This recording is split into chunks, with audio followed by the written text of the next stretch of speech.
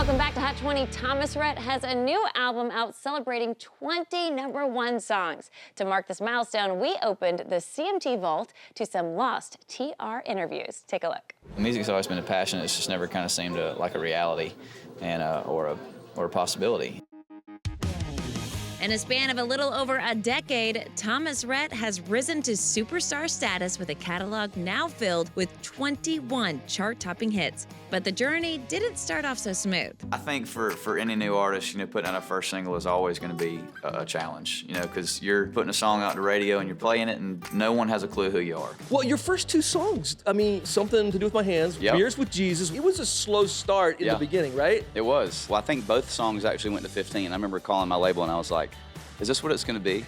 Are we gonna stop at 15 for the rest of our career? And then I put out a song called It Goes Like This that my dad wrote, and that became my very first #1 song. And it goes like, hey, girl, I'm blown away. We just started to kind of find our flow and find our rhythm, and I feel like I found a different lane to go down a little bit.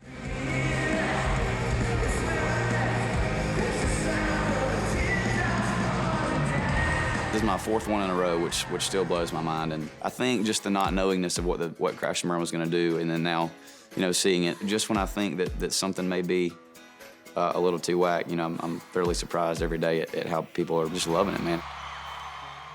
Die Happy Man would be one of the biggest things I was proud of this last year. Oh, if all I got is your hand in my hand, baby, I could die happy man. A lot of people have said, man, this is your career song. It's nice to hear that in theory, but for some reason that phrase says to me, it's all downhill from here. I hope we continue to have really big songs, and yeah, this one is definitely a career-changing song and a milestone. Hopefully we can keep cranking them out. Slip on into my t-shirt, right there, your hair messed up like a Guns N' Roses video. T-Shirt was a song that I really badly wanted to cut on the first album. McGraw, I had it on hold, and then I had to wait like a year. The fact that, that a song like that hung on in my brain for so long was pretty incredible.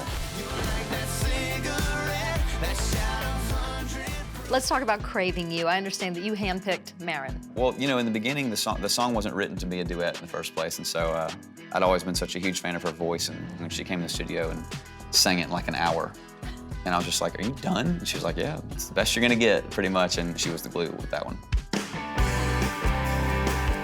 I never take this for granted because you never know when you're gonna put a song out that's not gonna be a hit. Just got lucky that we're on kind of a streak right now, man. It's been a fun ride and just trying to soak it in while it's happening.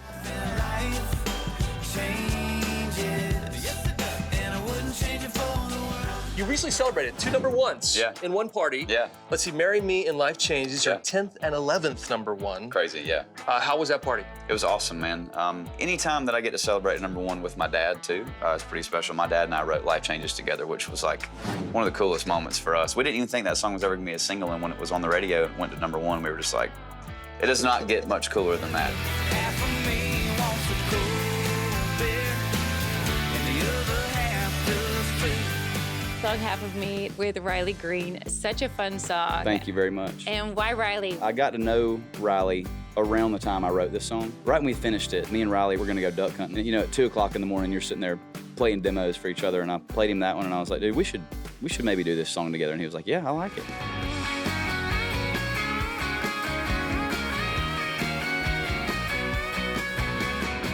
But I always loved music, and it was kind of like destiny, if you will, knocking on my door.